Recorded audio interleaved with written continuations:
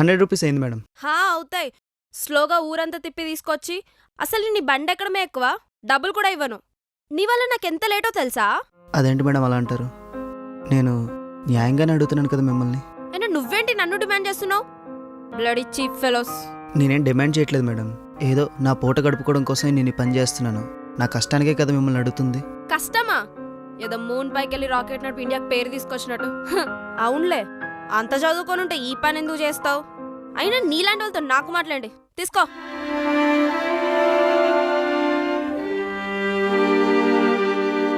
ఏమైందమ్మా? లేట్ అయిందని bike book చేసుకొని వస్తే వాడు ఎక్కువ చేస్తున్నాడు. నేను వేసుకున్న డ్రెస్ కాస్ట్ అంత ఉండదు, వాడు బైక్ కాస్ట్.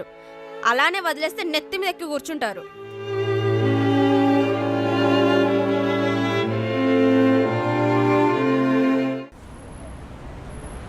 రే, సంక్రాంతి పండుగ వస్తోంది. ఇల్లంతా శుభ్రం చెయ్యాలి. నువ్వు మీ ఆవిడ కలిసి పిండి వంటలు చేయాలి. ఇంటికి చుట్టాలు వస్తారు, మాట రాకుండా చూసుకో. నాకు వదిలేండి అమ్మగారు, నేను చూసుకుంటా కదా. ఇంతకెవరెవరు వస్తున్నారు చుట్టాలు? నేను లేచి ఎంతసేపు అవుతుంది? కాఫీ ఇవ్వడం తెలీదా నీకు? నిన్ను వచ్చి అడుక్కోవాలా నిన్ను? సారీ మేడం, మీరు లేచిన విషయం నాకు తెలియలేదు. ఇప్పుడే వెళ్ళి తీసుకొస్తాను. ఏంటే, కాస్త మెల్లిగా చెప్పొచ్చు కదా. నువ్వు ఊరుకో అమ్మా, నీకేం తెలీదు. ఇదిగోండి మేడం కాఫీ.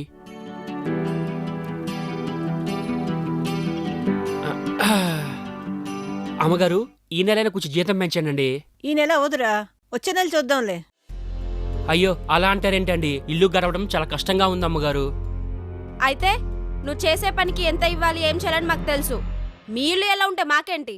అలా కాదు మేడం, నేను ఇక్కడ సంవత్సరం నుంచి చేస్తున్నాను. గత 6 నెలలుగా జీతం పెంచుతానంటున్నారు, అందుకని అడుగుతున్నానండి. నీకు ఈ డబ్బులు ఇవ్వడమే ఎక్కువ. ఇష్టం ఉంటే చెయ్యి, లేకపోతే మానేయి.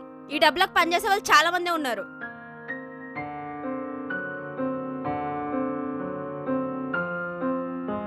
ఏంటే అలా మాట్లాడచ్చా? గతిలేక మన దగ్గర పనిచేసే వాళ్ళు మనం ఇచ్చింది తీసుకోవాలి గాని తిరిగి మనల్ని అడగడం ఏంటమ్మా?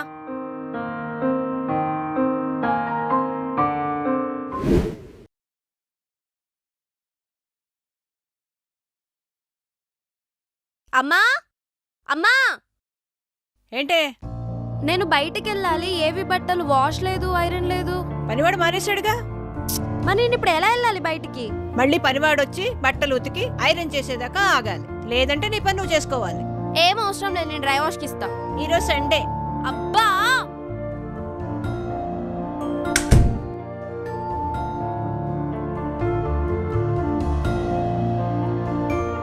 అమ్మ బ్రేక్ఫాస్ట్ పెట్టు. బ్రేక్ఫాస్ట్ చేయలేదే. ఎందుకు చేయలేదు? పనివాడు లేడు కదా. మనం చేయొచ్చు కదమ్మా. గిన్నెలు తావలేదే. మరి అవి కూడా నువ్వే కడిగొచ్చు కదా. నేనెలా కడుగుతాను? అలాంటి పనులు చేస్తే నీకు చీప్ గా కనిపిస్తాను కదా. మరి మీరెలా తింటారు? ఆర్డర్ పెట్టాను, 1 గంటలో వచ్చేస్తుంది. నేను అంతసేపు వెయిట్ చేయలేను.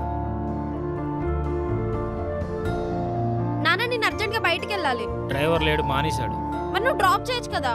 నేను అలాంటి చీప్ పనులు చేయనమ్మా, నీకు ఇష్టం ఉండదు కదా. ఏంటి, ఇద్దరు కలిసి నాతో ఆడుకుంటున్నారా? ఏం అవసరం లేదు, నేను క్యాబ్ లో వెళ్తా. సరే వెళ్ళు. క్యాబ్ బుక్ అవ్వట్లేదేంటి?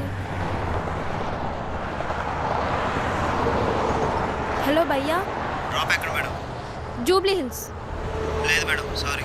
Hello hello,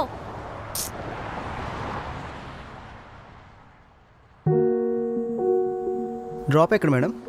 Jubilee Hills. నేను జూబ్లీ హిల్స్ వెళ్ళట్లేదు మేడం, నీ దగ్గర అనుకుని వచ్చాను. చాలా అర్జెంట్, నీకెంత కావాలో చెప్పు, అంత ఇస్తా. సరే పద. లేదు మేడం, నేను డబ్బుల కోసం పని చేయట్లేదు, నా కుటుంబం కోసం పని చేస్తున్నాను. మీరు వేరే రేట్ బుక్ చేసుకోండి. Sorry madam.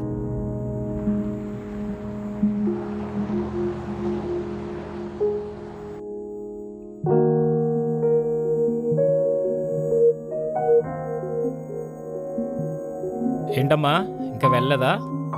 పొద్దున్న లేచినప్పటి నుంచి అంత గందరగోళంగా ఉంది. ఏంటి ఒక్క రోజులోనే?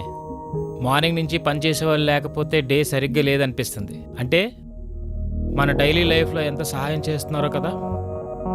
వాళ్ళ సహాయం లేకపోతే మనం ఏమీ చేసుకోలేమమ్మా.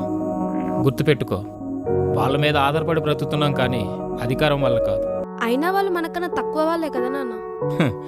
నీకు చిన్నప్పటి నుంచి నేర్పించకపోవడం మా తప్పేనమ్మా. మనుషుల్లో చెడ్డవాళ్ళు మంచివాళ్ళు ఉంటారు, కానీ తక్కువ ఎక్కువ అని కాదమ్మా. మంచి బట్టలు వేసుకొని 3 పూటలు తింటుంటే మానవత్వం అంటే ఏంటో మర్చిపోయాను నాన్న. అది తెలుసుకోవడానికి ఎన్ని సంవత్సరాలు పట్టింది. సహాయం చేసే వాళ్ళని కూడా చాతగాని వారిలా చూశాను. ఒక కంపెనీ నడవాలన్నా, ఒక రోజు కుటుంబం గడవాలన్నా దాని వెనక కార్మికులు, పనిచేసే వాళ్ళు చాలా మంది ఉంటారు మేడం. నన్ను క్షమిస్తారా? అయ్యో మేడం, ఓనర్స్ మమ్మల్ని ఏదనంటే మేము బాధపడతాం కానీ ఏది మనసులో పెట్టుకోం మేడం. క్షమించే శక్తి వాళ్ళకుంది. తప్పు తెలుసుకొని మారే మనసు నీకుందా?